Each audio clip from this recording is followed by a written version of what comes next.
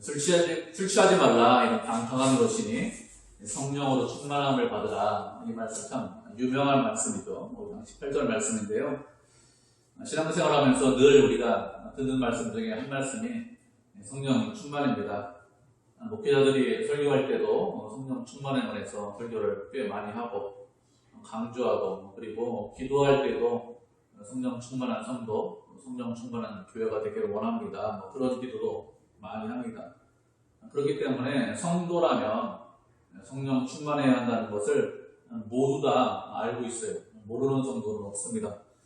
그러면 왜 그렇게 성령 충만을 강조할까요? 왜 그렇게 성령 충만한 것이 그렇게 중요합니까? 왜 그런가 하면 성령 충만이라는 것이 결국에 무엇으로 나타나고 무엇으로 드러날까요? 19절 이하의 말씀, 우리가 19절 이하의 말씀으로 나타나기 때문에 그렇습니다. 19절 이하를 보면 시와 찬송과 신령한 노래로 서로 찬양해라 이렇게 말씀하고 있습니다. 그리고 주님께 감사하고 피차 복종해라 이렇게 말씀을 하고 있습니다. 그 이후의 말씀, 22절부터의 말씀은 잘 아는 말씀이죠. 아내와 남편과의 관계, 부부 사이의 관계입니다. 그리고 부모와 자식과의 관계, 주인과 종과의 관계에 관해서 말씀을 하고 있습니다. 이건 사람들과의 관계죠.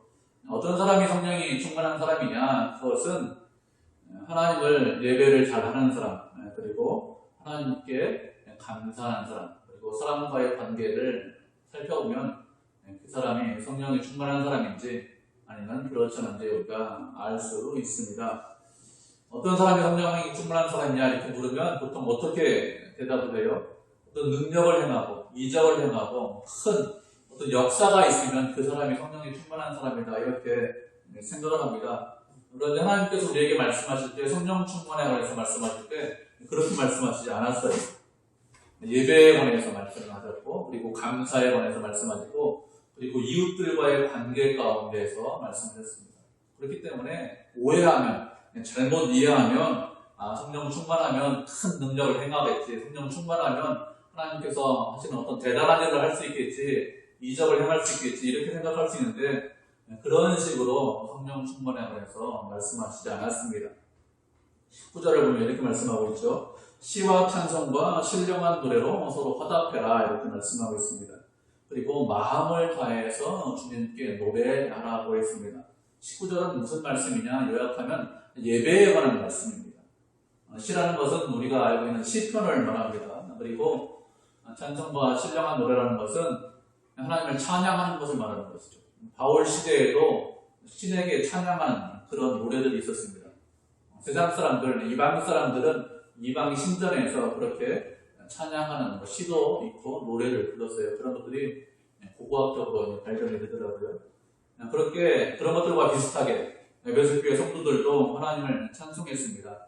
지금 말로 하면 이 찬송가 가지고 찬양하고 가스펠송 가지고 이렇게 찬양하고 하나님을 높이고 이렇게 하는 시와 신령한 노래들과 신령한 찬송을 가지고 그리고 하나님을 찬양을 했습니다. 이것은 단순히 하나님을 찬양한다, 하나님을 높인다 이런 의미만 있는 것은 아닙니다. 서로 화답한다, 시와 찬송으로 이렇게 말씀하고 있는데 이것은 하나님께 예배드리는 것에 관해서 말씀하는 것입니다. 신령한 시로 신령한 찬송을 부르면서 서로 화답하면서 서로 예배하는 것, 하나님께 예배드리는 것, 그것을 말씀을 하고 있는 것이죠. 구약 시대도 이스라엘 백성들이 예배를 드릴 때 찬송을 많이 불렀죠. 처음 찬양들을 수직한 사람이 다윗 아닙니까?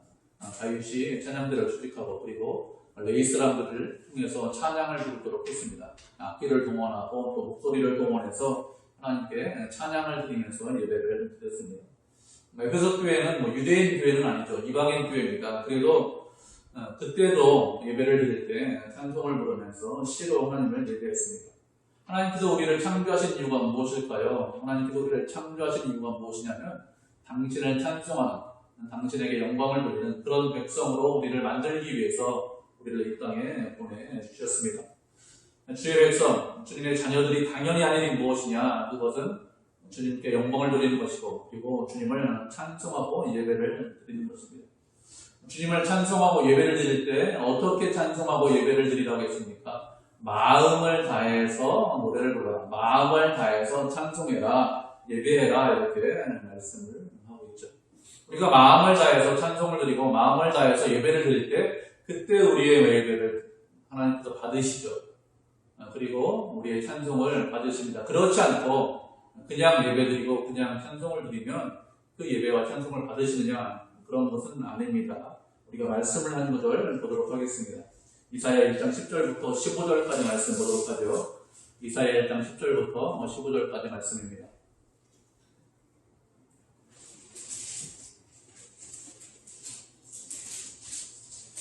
10편 정도 더 다음에 시간은 이사야입니다. 제 손이 떴죠. 이사야 1장 10절부터 15절까지 말씀 한 절씩 교독하도록 하겠습니다. 이사야 1장 10절 찾으셨죠? 먼저 읽겠습니다. 너희 소돔에 관한도라 여호와의 말씀을 들을지어다. 너희 고모라의 백성아 우리 하나님의 법에 귀를 기울일지어다. 여호와께서 말씀하셨되 너희 구주한테 너희에게 보시기 싫으며 나는 수정의 그와 한색진 지식의 필대를 부렸고 나는 수상하지나 어린아이나 흉격들을 기뻐하지 않느니라. 너희가 내 앞에 보이러 오니 이것을 누가 너희에게 요구하였느냐? 내 마당만 밟을 뿐입니다. 떼띠를 다시 가져오지 말라. 내가 가지기를 끝나요. 이삭과 안식일과 완백기를 보일 것도 그러하니 성의 마음으로 악하는 것을 내가 끊을 수 없느니라. 내 마음이 너희의 월삭과 정한 절기를 실현하니 그것이 내게 무거운 짐이라. 내가 지기에 분비하였느니라. 너희가 손을 펼 때에 내가 나의 입을 너희에게 성이고 너희가 많이 기도할지라도 내가 듣지 아니하리니 이는 너희의 손에 피가 가득하니라. 아멘. 하나님께서 이사야 시대에 살던 이스라엘 백성들에게 말씀하신 것이죠. 이사야 시대에도 그 백성들이 하나님을 예비하고 찬송했습니다. 그런데 하나님께서 그 예배를 받으셨나요? 그렇지 않습니다. 하나님께서 백성들의 예배를 받지 않으셨습니다. 하나님께서 예배를 받지 않으시면 사실은 아무런 의미가 없습니다. 하나님께서 가인의 예배를 받지 않으시잖아요.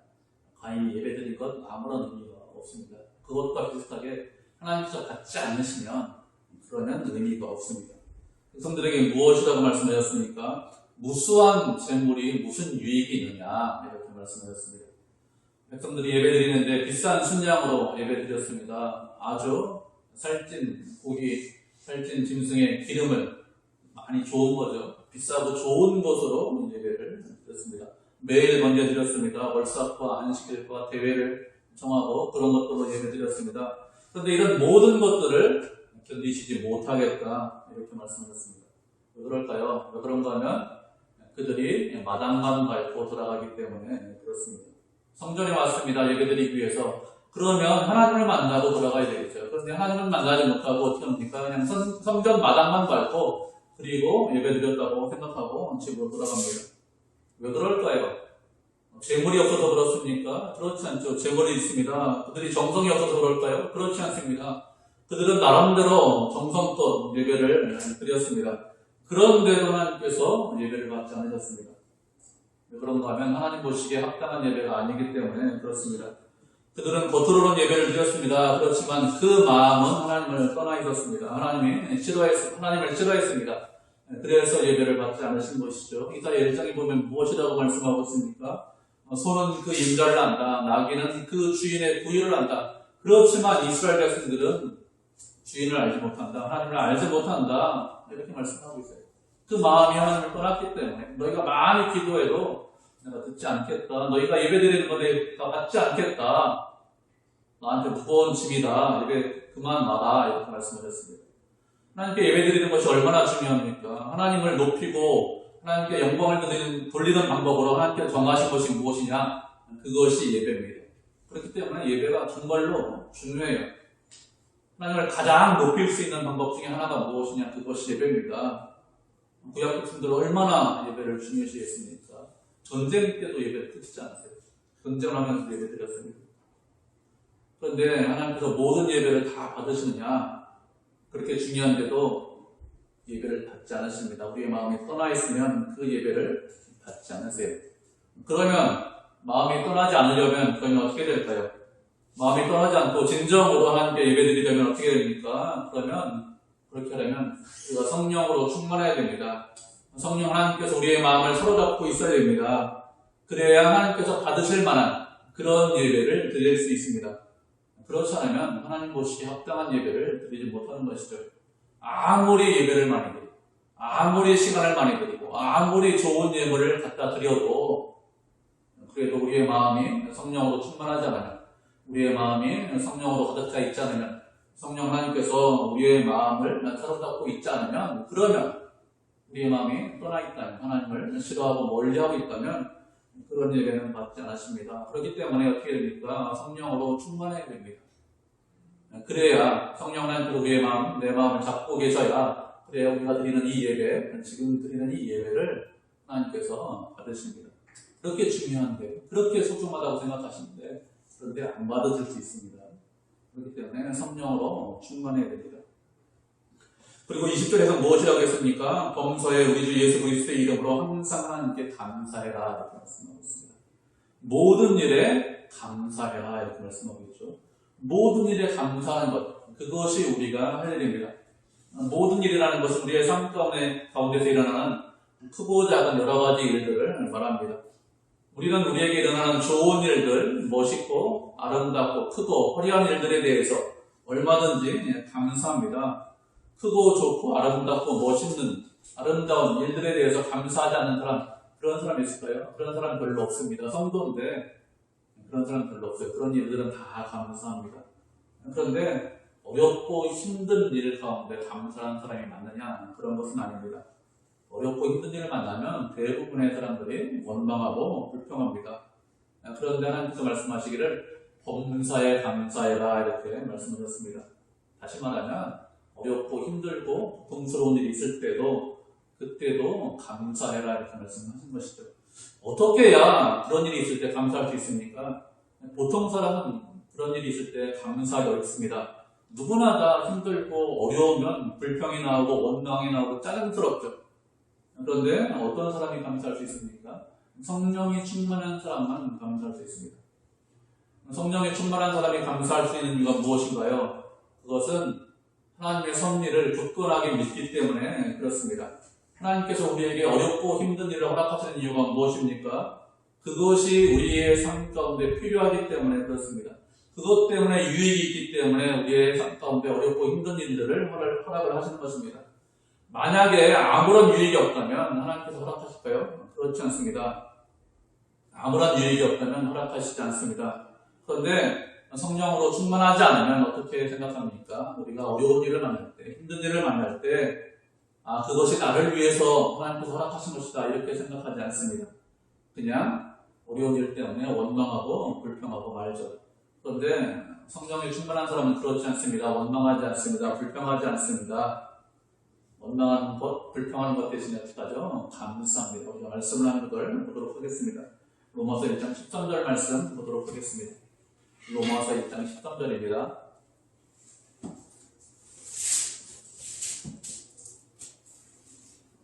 로마서 1장 13절, 우리가 한 절이니까 우리 한 목소리로 합독하도록 하겠습니다. 1장 13절입니다. 얘들아, 내가 여러 번 너희에게 가고자 하는 것을 너희가 모르기를 원하지 아니하노니 이는 너희 중에서도 다른 이방인 중에서와 같이 열매를 맺게 하려 함이로되 지금까지 길이 막혔도다. 아멘. 이 말씀은 사도 바울이 로마 교회에 편지하면서 그 성도들에게 하는 말이죠. 로마 교회는, 로마에 있는 교회는 사도 바울이 개척한 그런 교회가 아닙니다. 누가 개척했는지 정확하게 알지 못해요. 보통 추정하기를 로마에 있는 유대인들이 오순절 때, 그때 예루살렘에 왔다가 성령의 사도들이 전한 복음을 듣고 그래서 돌아가서 예수님을 믿었다, 교회를 세웠다 이렇게 생각을 합니다. 그렇게 오순절 때 사람들이 복음 듣고 교회를 세웠기 때문에 그 교회가 믿음에 강한, 아주 복음을 잘 알고 있는 그런 교회가 아닙니다. 그래서 연약한 교회이기 때문에 바울이 로마에 가서 복음을 전하기를 원했습니다. 복음을 전하면서 또 복음을 나누면서 그래서 그들을 성장시키고 그리고 그들이 열매 맺기를 원했습니다. 이런 이유로 로마에 여러 번 가기를 원했는데 그런데 로마에 가지 못했어요. 무슨 이유인지 알지 못하지만 로마로 가는 길이 막혔습니다. 한두 번 막힌 것이 아니라 여러 번 막혔습니다. 그래서 어떻게 했어요? 가지 못하고 편지를 미리 썼습니다. 그리고 나중에 가요. 자신의 마음대로 나중에 가서 복음 전하는데 어떻게 갑니까? 죄수의 신분으로 가죠. 붙잡혀서 죄수의 신분에 가서 복음 전합니다. 만약에 길이 열려서 순조롭게 로마에 가서 복음을 전했다면 로마서 말씀이 어떻게 되었을까요? 우리가 가지고 있는 그런 로마서 말씀이 아닐 것입니다. 다른 형태의 로마서 말씀이겠죠. 로마서는 복음이 연약한 성도들, 복음을 잘 알지 못하는 성도들에게 복음이 무엇인지 잘 설명한 말씀이 로마서입니다. 로마에 있는 교회 성도들이 믿음이 약하기 때문에 복음을 들은 적이 듣긴 들었는데 그것이 확실하지 않기 때문에 복음이 무엇인지 바울이 잘 설명을 했습니다. 그래서 로마서를 보고 복음이 무엇인지 깨닫는 사람들이 꽤 많이 있습니다. 하나님께서 바울에게 로마로 가는 것을 막으신 이유가 무엇일까요? 직접 가서 복음을 전하는 것보다 이렇게 편지를 써서 복음을 전하는 것, 그것이 훨씬 더 유익하기 때문에 그렇습니다.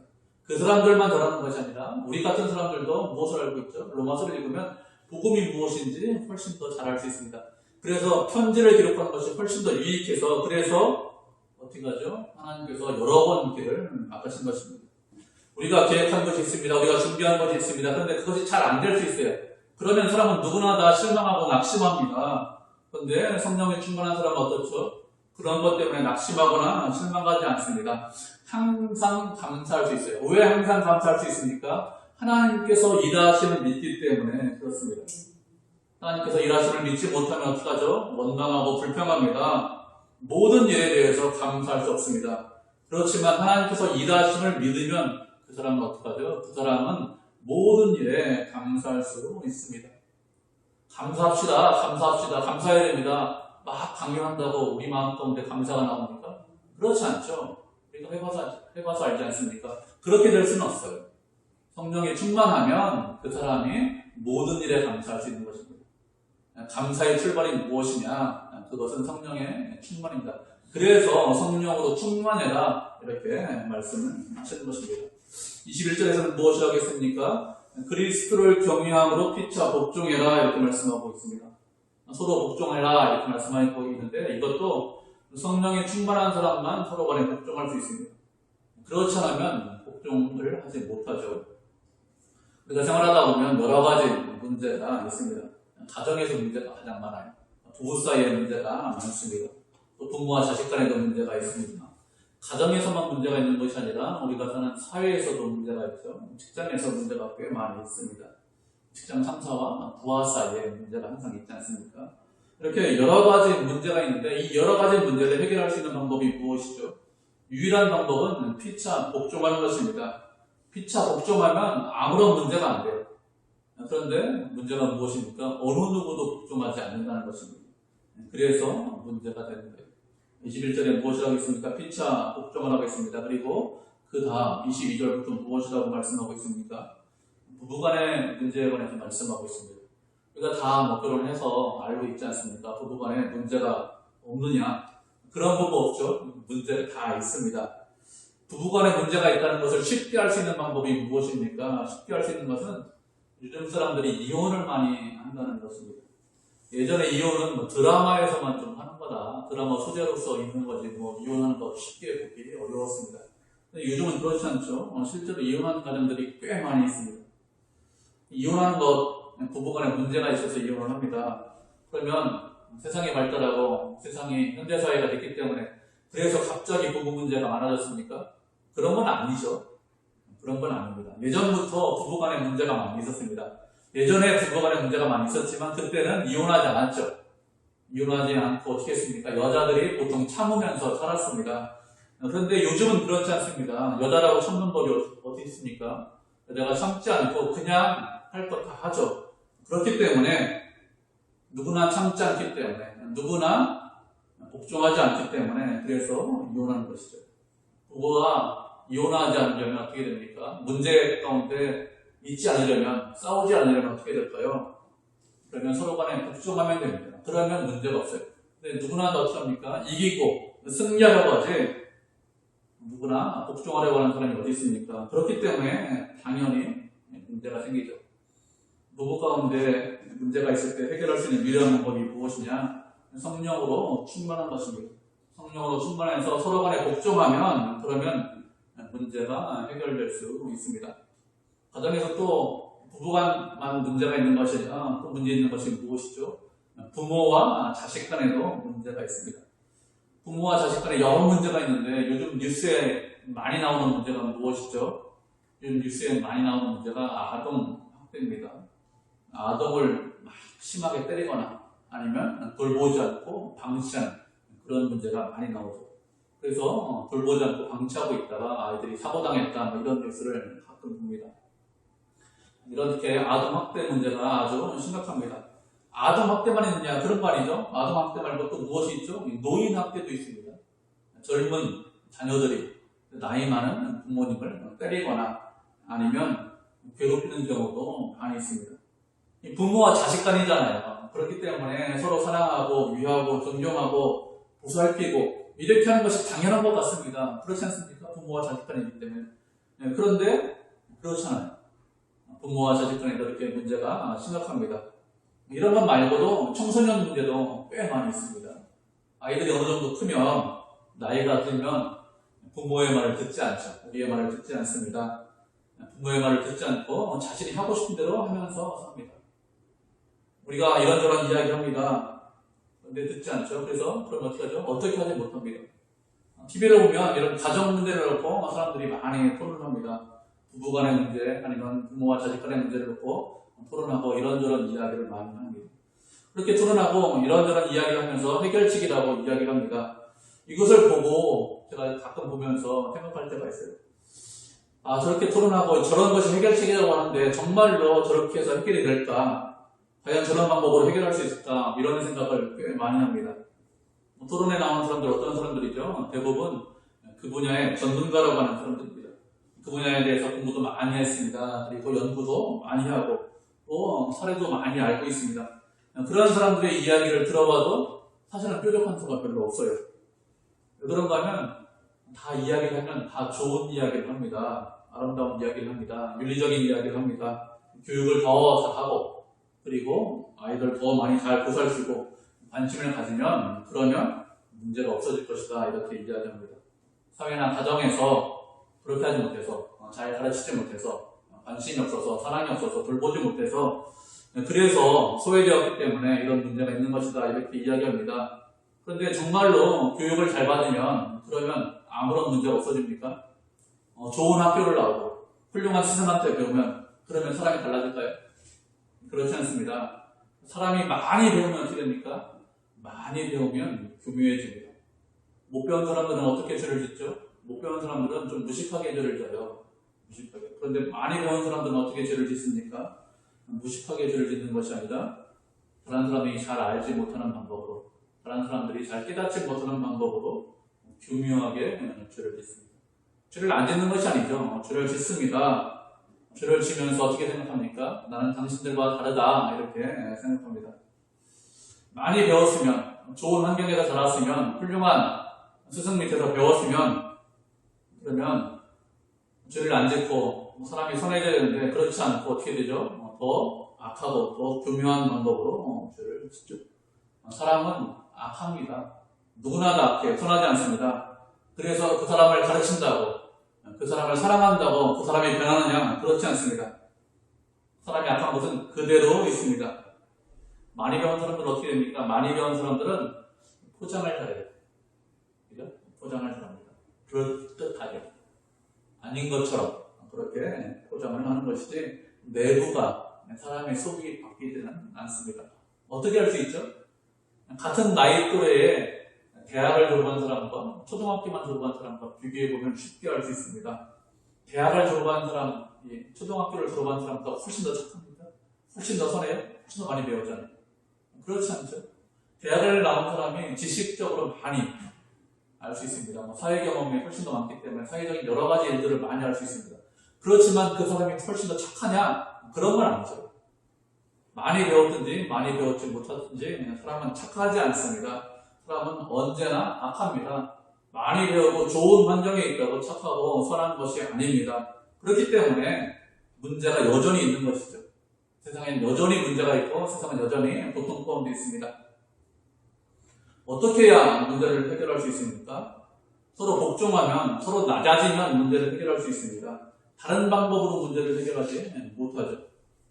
다른 방법으로 문제를 해결할 수 있는 방법이 없어요. 내가 낮아지면, 가정에서 낮아지면, 가정에서 복종하면 그러면 아무런 문제가 없습니다. 그런데 가정에서 아무도 복종하지 않습니다. 가정에서만 문제가 있는 것이 아니라 사회에서도 문제가 있습니다. 직장에서도 문제가 있죠. 직장에 가보면 직장 상사와 부하 사이에 늘 문제가 많이 있습니다. 서로 간에 조금 더 손해를 안 보려고 합니다.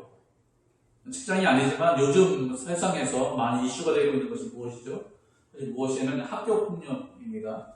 운동하는 선수들 사이에서 아니면 연예인들 가운데서 학교 다닐 때 학교폭력을 행사했다, 이런 것들이 뉴스에 심심치 않게 올라오고 있습니다. 학생들이 학교폭력을 행사하는 이유가 무엇일까요? 상대방을 힘으로 폭력으로 누르려고 하기 때문에 그렇습니다. 말로 해서 말 잘 안 듣잖아요. 같은 또래인데. 그러니까 어떻습니까? 폭력을 사용해서, 힘을 사용해서 내 말을 듣게 하려고 학교폭력이 있는 것이죠. 직장에서도 마찬가지 아닙니까? 비슷합니다. 무엇으로 상대방을 누르려고 합니까? 인격을 가지고 누르려고 합니까? 그렇지 않죠. 힘을 가지고 누르려고 합니다. 서로 복종하면 학교폭력이 있겠습니까? 서로 복종하면 직장 상사하고 문제가 있겠습니까? 부하하고? 노조간에 문제가 있을까요? 그런 거 생기지 않습니다. 서로 복종하면 아무런 문제가 생기지 않습니다. 왜 생깁니까? 서로 복종하지 않기 때문에 그렇습니다. 서로 높이 올라가려고 해서 그렇죠. 높이 올라가서 너는 내 말을 들어야 된다, 내 말대로 해야 된다, 내 말이 곧 정의다, 이렇게 생각하기 때문에 그래서 문제가 생기죠. 그런데 복종하면 아무런 문제가 생기지 않습니다. 복종하면 싸우지 않습니다. 어떤 사람만 복종할 수 있어요? 성령이 충만한 사람만 복종할 수 있습니다. 성령이 충만하지 않으면 어느 누구도 복종하지 않습니다. 왜 그렇습니까? 사람은 죄인이기 때문에 그렇습니다. 우리가 알고 있는 에베소서 2장 말씀, 허물과 죄로 우리가 죽었다, 이렇게 말씀하셨습니다. 사람이 죽었습니다. 죽은 사람이 선한 일을 할 수 있습니까? 죽은 사람이 착한 일을 할 수 있습니까? 죽은 사람은 아무런 행동을 하지 못해요. 아무런 감각이 없습니다. 그 사람이 살아나야 착한 일도 하고 선한 일도 하는 거지, 죽은 사람이 어떻게 착한 일을 하고 선한 일을 합니까? 그 사람은 착한 일이 무엇인지, 죽은 일이 무엇인지, 그것이 무엇인지 자체를 몰라요. 감각이 없습니다. 죽었기 때문에. 그래서 선한 일, 착한 일을 하지 못하는 것이죠. 성경을 보면 무엇을 해라, 무엇을 하지 말라, 이런 말씀이 꽤 많이 있습니다. 무엇을 해라, 무엇을 하지 말라, 이런 말씀은 누구에게 하는 말씀이죠? 그 말씀은 믿는 우리에게 하는 말씀입니다. 세상 사람들에게 하는 말씀이 아니에요. 믿는 사람들에게 하는 말씀입니다. 하나님께서 믿지 않는 사람들, 하나님을 알지 못하는 사람들에게는 그렇게 많이 말씀하시지 않았어요.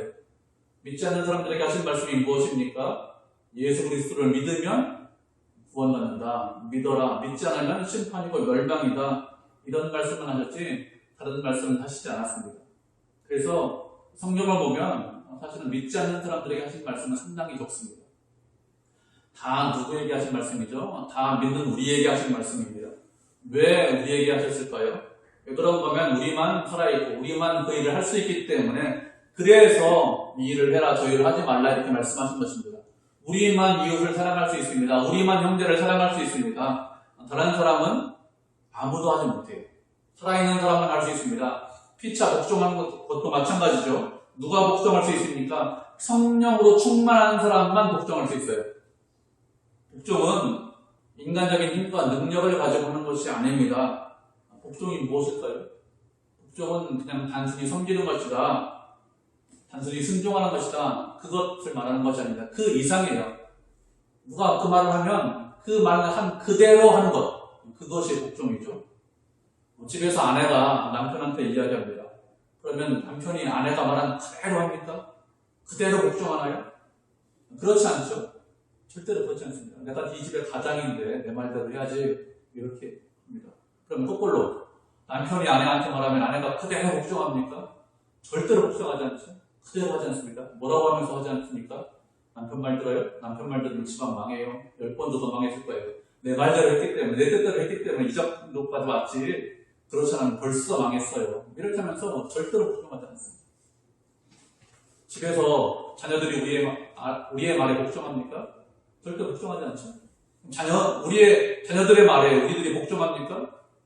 절대로 그렇게 하지 않죠. 내가 부모인데 왜 복종해? 이렇게 하면서 복종하지 않습니다. 직장에 가면 그냥 직장의 선후배의 말에 우리가 복종합니까? 그렇지 않습니다. 아무도 복종하지 않습니다. 복종하면 분쟁이 없어요. 복종하면 싸우지 않습니다. 그런데 복종하지 않습니다. 왜 복종하지 않을까요? 복종은 우리가 가진 힘과 능력을 가지고, 인간적인 힘과 능력을 가지고 할 수 있는 것이 아니기 때문에 그렇습니다. 예수 믿는 우리도 복종하지 않아요. 그런데 어떻게 인간적인 능력을 가지고 복종할 수 있겠습니까? 그래서 하나님께서 무엇이라고 말씀하셨습니까? 성령으로 충만해라 이렇게 말씀하셨습니다.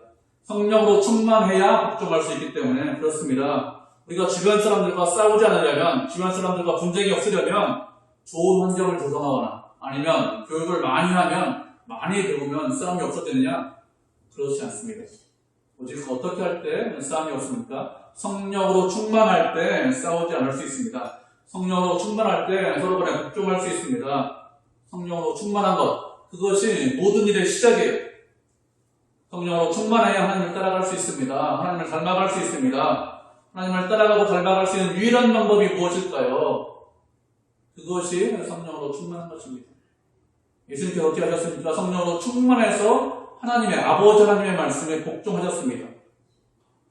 성령으로 충만해야만 그 일을 할 수 있는 것이지, 그렇지 않고 인간적인 방법으로 복종할 수 있는 방법이 없습니다. 그렇기 때문에 우리가 어떻게 될까요? 성령 충만을 위해서 기도해야 됩니다. 성령으로 충만하기 위해서 하나님의 말씀을 읽고 묵상하고 그 말씀대로 살려고 해야 됩니다. 그래야 우리가 성령 충만을 유지할 수 있습니다.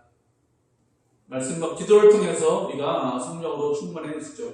성령 충만이 시작입니다. 끝이 아니라 시작이에요. 하나님을 따라가고 닮아가고 하나님의 말씀에 순종하는 그 역사를 시작하는 시작입니다. 그렇기 때문에 성령 충만이 중요합니다. 우리 모두는 어떻게 됩니까? 늘 말씀과 기도로 성령으로 충만해서 하나님을 따라가고 닮아가서 하나님께 영광 돌리고 하나님을 기뻐하는 믿음의 성도, 은혜의 성도가 되시기를 주님의 이름으로 축복을 드립니다.